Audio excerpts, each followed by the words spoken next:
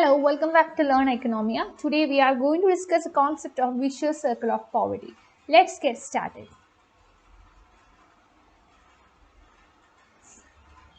The concept of vicious circle of poverty is introduced by a very famous economist, Ragnar, and the concept would explain the prevalence or persistence of poverty in certain regions or certain communities or certain nations.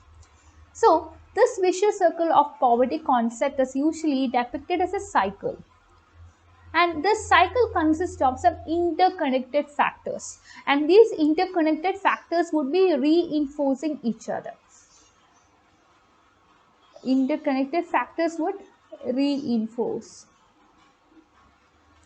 Okay. So, whenever these factors reinforce each other, what happens is that once you are trapped in this vicious circle, it would be very much difficult to come out of that cycle. Let's see more about it. Ragnar has identified certain important factors that will be leading to vicious circle of poverty, and the main reason of the very same is considered to be lack of capital. And this vicious circle of poverty would happen in supply side, it would happen in demand side, and also with respect to market imperfections you can have the very same thing. So we'll be seeing each of these in detail. Move to the supply side, we could see that underdeveloped economies would be having low productivity. Their productivity levels are very less, and this productivity, since it is low, this is very much not sufficient for enabling this economy to go for something called capital formation. And in the words of Samuelson, backward nations cannot get their heads above water. And this is because their production is very low, that they can spare nothing for capital formation, by which the standard of living could not be raised. So he says that the backward nations are having less production. So backward nations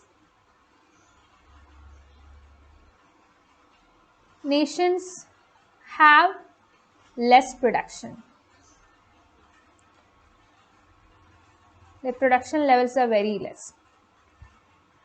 So as a result, there won't be enough capital formation.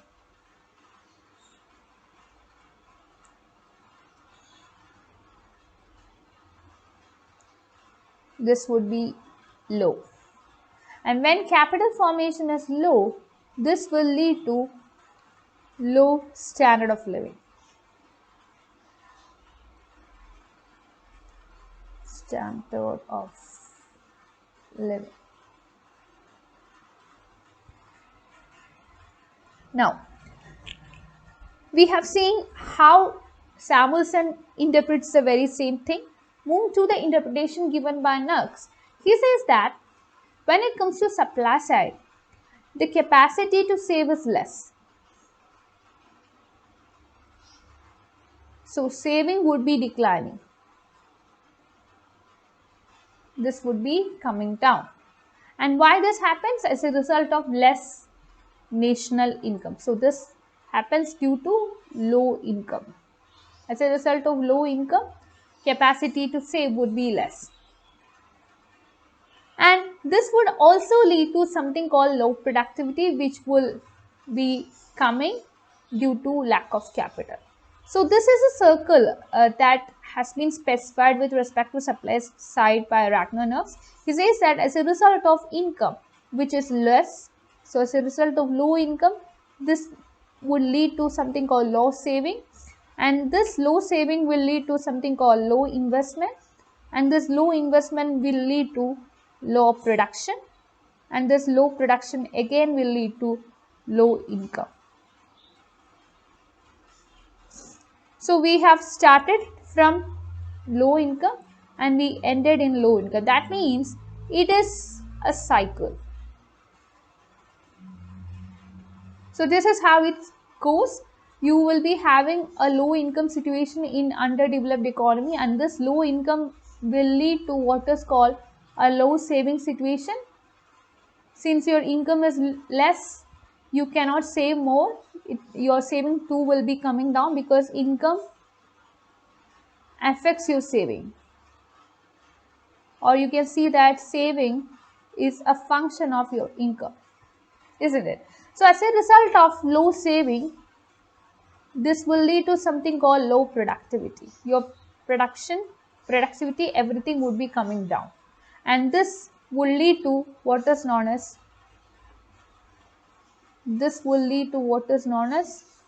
low investment. And this low investment again will lead to what is called low income. Again, low income will lead to low saving, and low saving will lead to low productivity. Low productivity will lead to low investment. Low investment will lead to low income. Again, this will take the same path. So this will continue forever. So once an economy is trapped here, it will be very much difficult to come out of this trap. So the main reason for poverty in underdeveloped economy is identified to be a low income situation, less income, and this less income will lead to less saving, and consequently this will lead to less investment, and as a result of less investment, this will lead to again less income, because the productivity is coming down, because the production levels are coming down, everything is coming down. So you could see that production comes down, productivity comes down,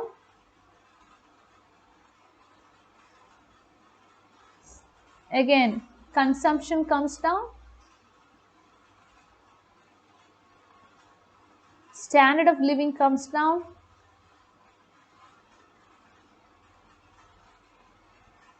as a result the overall economic expansion will be coming down. Rather than growing, the economy will be trapped in such a bad situation. And in underdeveloped economies, usually you can have two types of people. One section will be rich and the other one would be poor.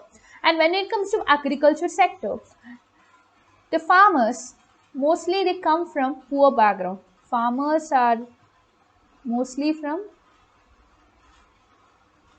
or they are mostly poor. Okay. And since they are poor, they don't have enough money to go for highly sophisticated methods of production. So they use some old traditional methods of cultivation, and also they will be going for subsistence farming. And what is subsistence farming? It is for farming for their own use.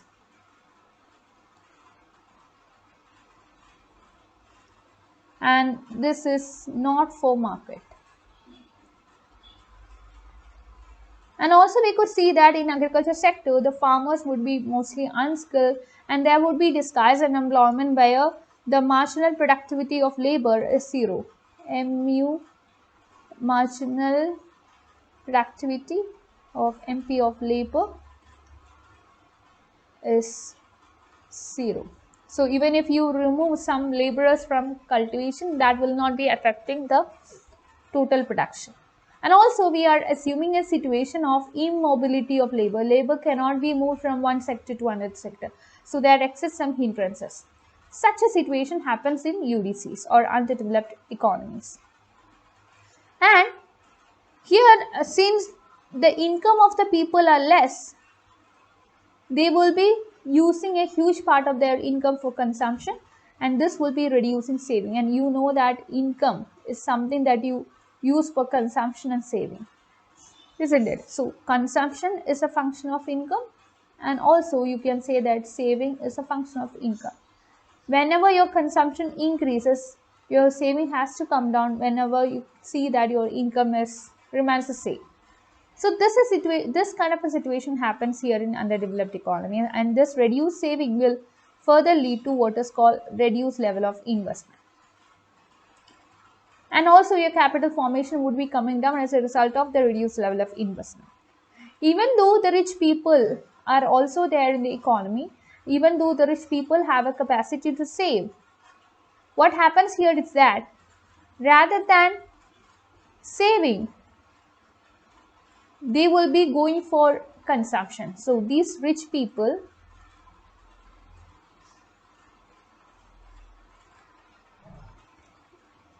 prefer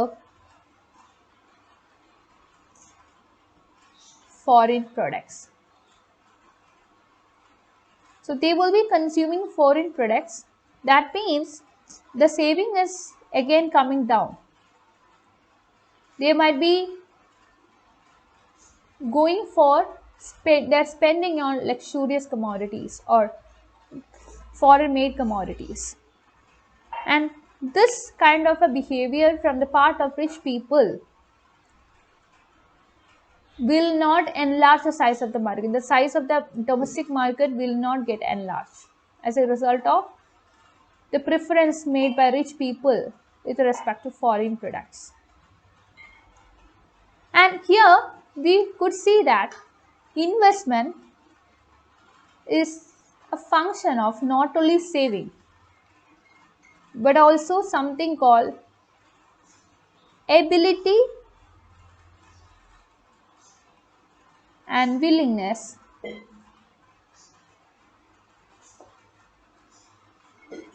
to invest. So here we could see that investment is coming down as a result of reduced saving, and also there would be less demand in the economy. This will lead to less production, and whenever there is less production, there would be fall in employment.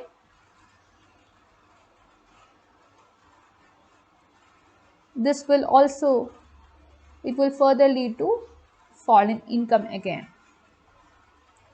And here what happens is that the entrepreneurs will not be ready to take up risk, and the social atmosphere that will be persisting in the economy will be very much pessimistic. So due to the pessimistic kind of social atmosphere, entrepreneurs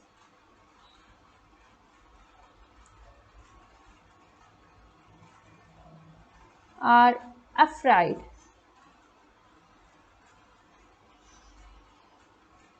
to take risk.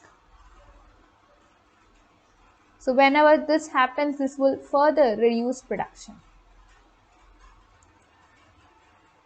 And rather than investing their time on business, what entrepreneurs think is that they will be preferring to put laborers on work. And here, laborers are people who labor. So this is a category who works for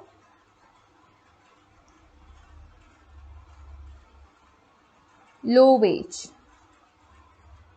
And in underdeveloped economies, we could see that there is some kind of medium income group who prefer to work in trade, service, etc., rather than going for something called a capital formation. Okay, so why do we could see that there exists lack of capital for investment in underdeveloped economies? Here we could see that one reason is that people are less interested to take risk. Then there is less industrial finance, or the finance that is available would be less than sufficient, and less skill when it comes to laborers. The laborers are less skilled, or lack of skill of the labor would be acting as another important factor, and lack of sufficient transportation facilities would be another factor. Social overhead capital shortage can be another factor leading to the very same effect. Having said that, we are moving on to the demand side vicious circle. Here what happens is that investment or inducement to make investment, this would be very less. People will be reluctant to make investment. People will be having very small purchasing power. Their purchasing power also would be very less.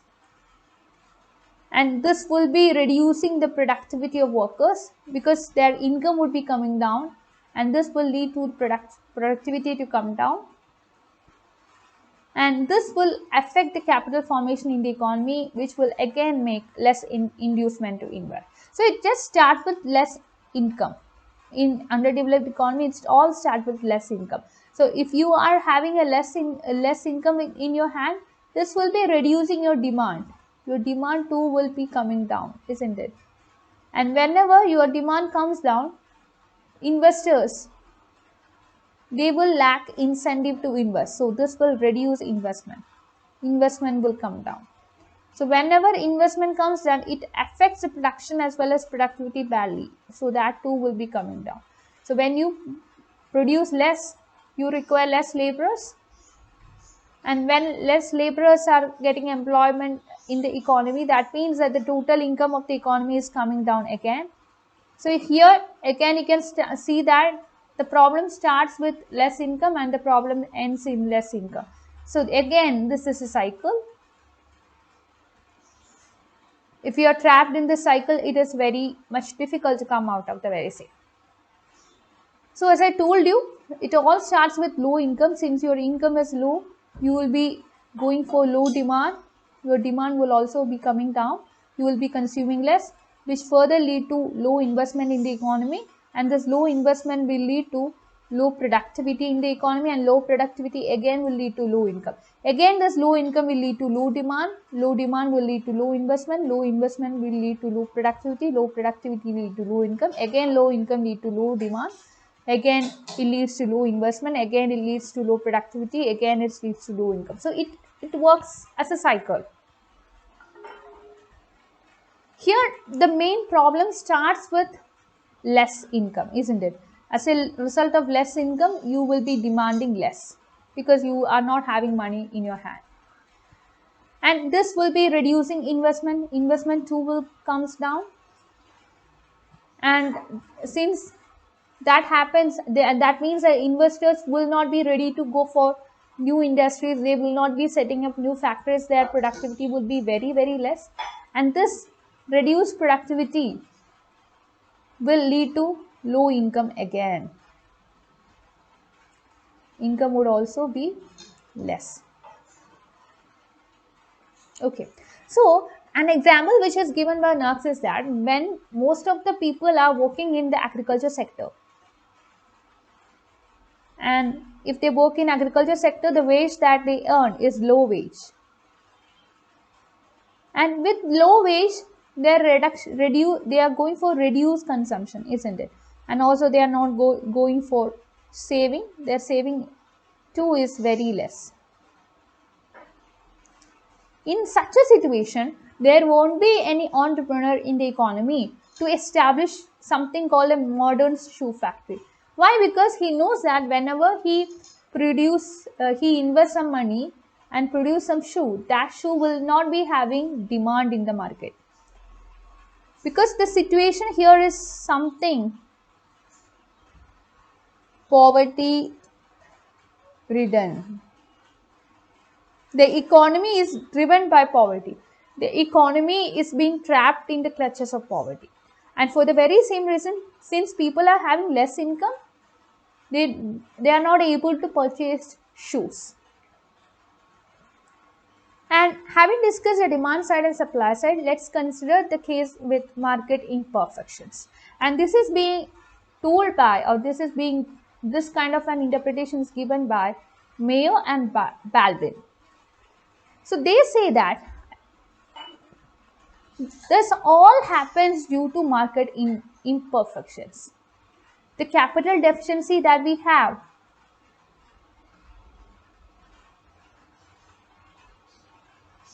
it is being created by market imperfections. And they say that usually when it comes to underdeveloped economy, the resources that we could have in underdeveloped economy are underdeveloped. Resources are underdeveloped. And also both of them tell that people are economically backward. That means they don't have much income with them, their standard of living is less, and for the very same reason you are not able to go for, it is not possible to go for optimum allocation of resources, and this will lead to underdevelopment, and this will again lead to something called backwardness. So this is how it starts. It all start with imperfections, market imperfections, and this market imperfections will lead to underdevelopment, and this will lead to economic backwardness. This will lead to capital deficiency, and capital deficiency would again lead to something called backwardness, underdevelopment, and market imperfections. So again, this will be acting as a cycle. Development of natural resources is something that would depend upon human resources. For example, if human beings know sophisticated methods to develop our resources, or else if you are going for sophisticated methods so as to reduce wastage of natural resources, reduce reduction of wastage of natural resources,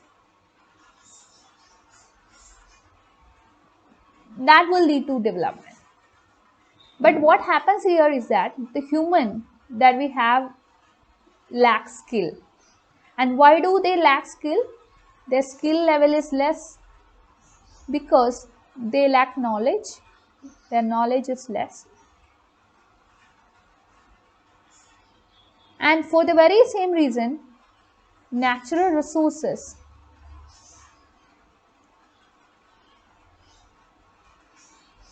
this would become underutilized. In certain cases, we could see that this would become misutilized. So, the underdeveloped resources are identified both as a cause and as an effect. Like what we could have earlier, we could see that less income was both as a cause and it happens to be an effect as well, which will lead to poverty.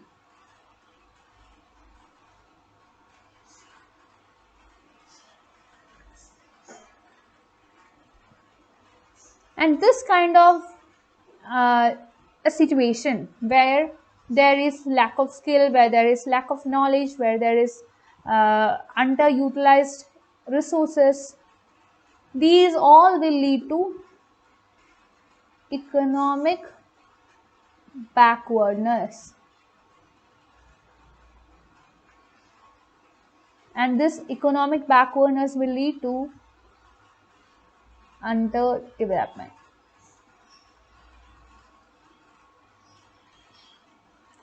But that doesn't mean that once you are in the clutches of vicious circle of poverty, you will be there forever.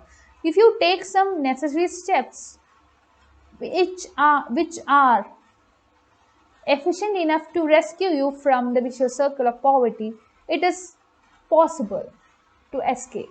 And what are the ways to escape? You have to go for efficient use of natural resources. This should be used without wastage.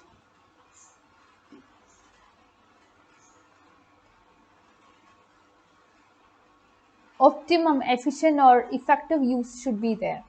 Then you should have a self-reliance policy. You should be self-reliant in the sense that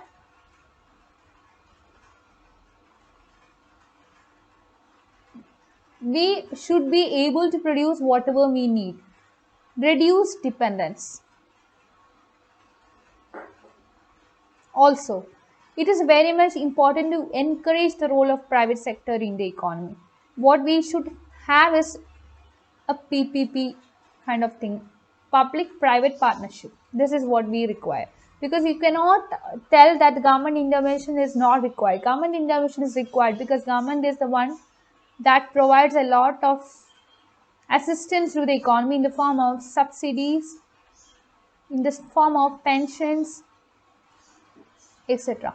So we need government. At the same time, if you encourage private sector, this will be increasing the investment opportunities in the economy. Now, we need increase in saving. And whenever you increase saving, that will be increasing investment, which will be increasing productivity, which will further increase income. Isn't it? For that, we need increase in saving. Again, we have to increase export. So whenever we increase export, what happens? Export increase will be promoting export receipts. So this will increase income. Now we need to reduce imports. Imports should be reduced. Why? Because whenever you reduce imports,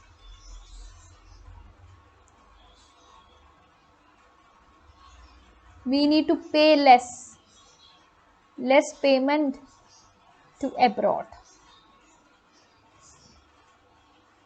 isn't it? So we could save some money with us. So this will be increasing saving, which will further increase income. In short, what we could see is that the vicious circle of poverty is something that would be operating in the side of demand and supply. So supply and demand are the two sides of the very same coin, and also it will happen as a result of market imperfections.